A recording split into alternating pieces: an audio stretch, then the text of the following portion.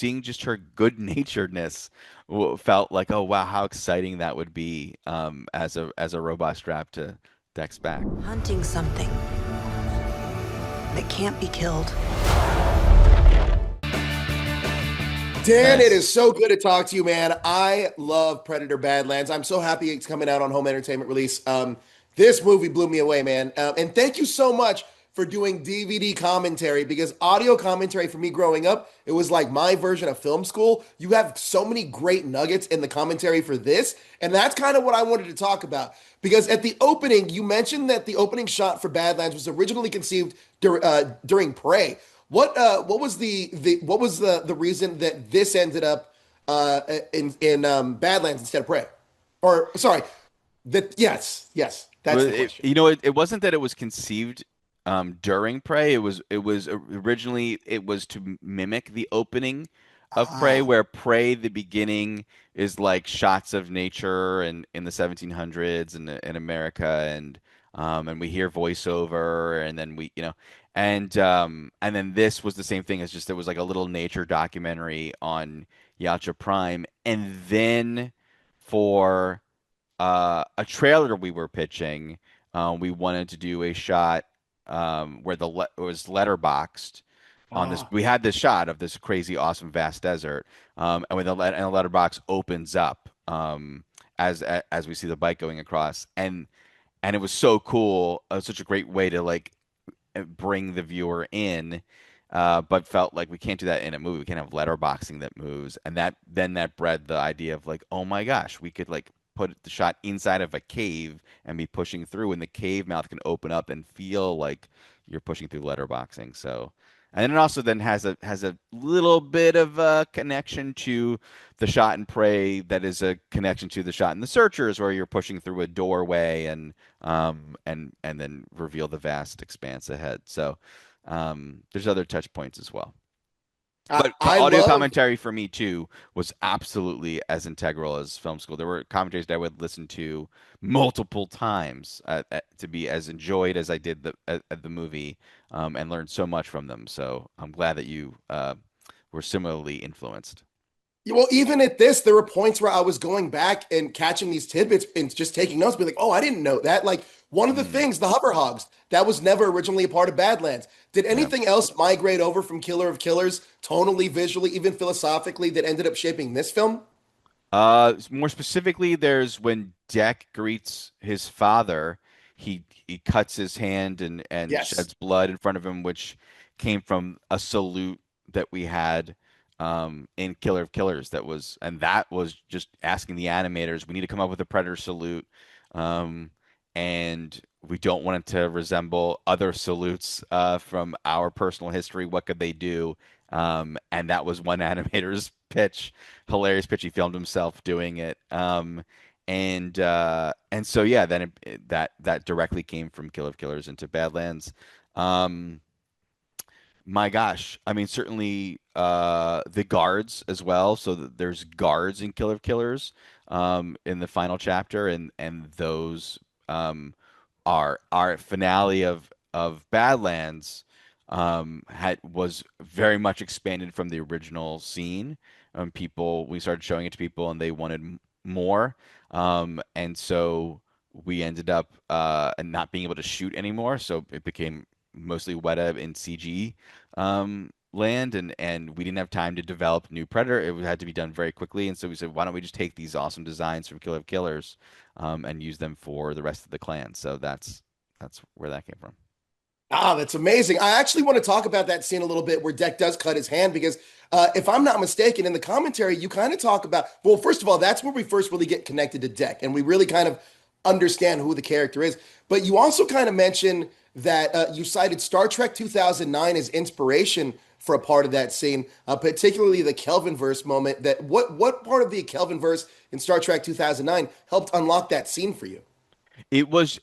And it's kind of a North Star for every movie, but that the opening sequence of Trek '09 is absolutely incredible, and I cry every time I watch it. And I don't know what other movie has you crying in the first 5 minutes of it. Um, and it's always been a North Star for me of like, can I get people to emotionally invest that as quick as possible? And was really a big deal for this movie in particular, where we're asking you to look at the face of a Yautja and feel something for it as if it was a fellow human being. Yeah. So that was the main influence, was to try to have an incredibly emotionally stirring sequence like Treco 9. It hits. It hits. I love that. Now, correct me if I'm wrong, but you said that listening to the Happy, Sad, Confused podcast is what really helped you lead to Elle Fanning. What part of that conversation made you think that she was going to be a key person in this movie? What made you think that that was the right choice after watching that podcast? It was getting a sense of her personality and seeing how she was both thoughtful, but also very sweet and innocent and funny and charming and um, I needed someone very particular, and I was my first thought for Thea um, was mimicking C3PO and someone British and then Elle was the only person that suddenly changed. Like, wait a second, she could be this sweet, folksy, more American, but like not the way we that I've always had like synth in my head, even though Sure. the Alien universe has had different, but largely British Right. synths. So. Uh, so yeah, seeing just her good naturedness felt like, oh wow, how exciting that would be as a robot strapped to Deck's back. Yeah.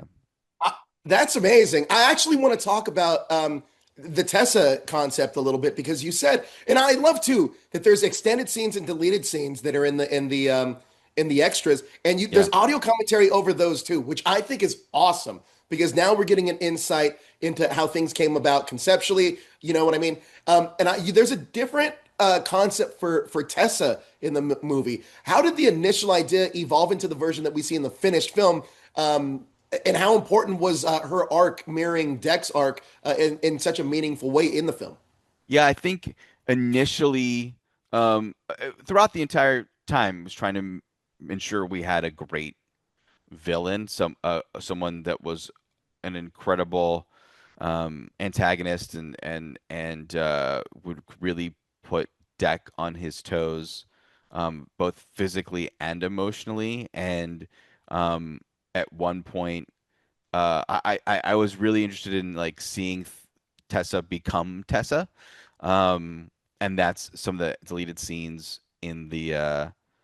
um, in the on the disc were our exploration of like could we see her being demeaned and then her rising in the way that Deck was, but her rising up and taking a more villainous solution to the thing, same things that Deck experienced. But that ended up making us like sympathize with her a little bit too much. Sure. And especially in the time we wanted to ensure the movie was a swift 90, and just not quite enough time to get there. Um, and then found another way in that is the movie's version of Tessa and Thea. It's amazing. Now, last question I have for you. This is a bit of an Easter egg a great Easter egg that I found in the commentary. But the voice of Quay's ship is the Duffer Brothers. Can you Yeah. talk about how that came about?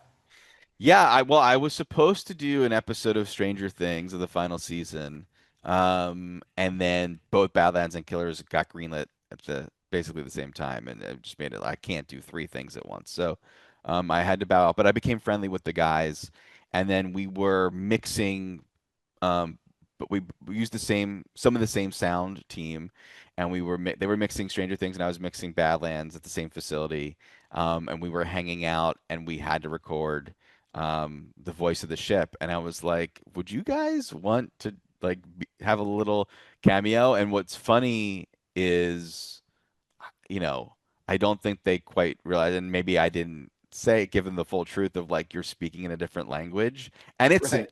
impossible language to pronounce. So we had a hilarious time in the booth recording, and the fact that there's two of them allowed us to kind of smush their voices together, to make it feel more computerized. Um, and and then equally hilarious is the cast is so small, that their names are like almost top of bill. Like there's only five names in the movie of actors, like, and there are two of them. So it's pretty great. Yeah. Well, look, congratulations on all the success. I know you have the new deal. I hope we still get more Predator stuff from you because I am so invested into the world. But Dan, thank you so much for your time, man. I love Badlands. I love Killer of Killers. I love Prey. You really got me like energized with the whole Predator universe again. Awesome. Thank you, dude. Appreciate it.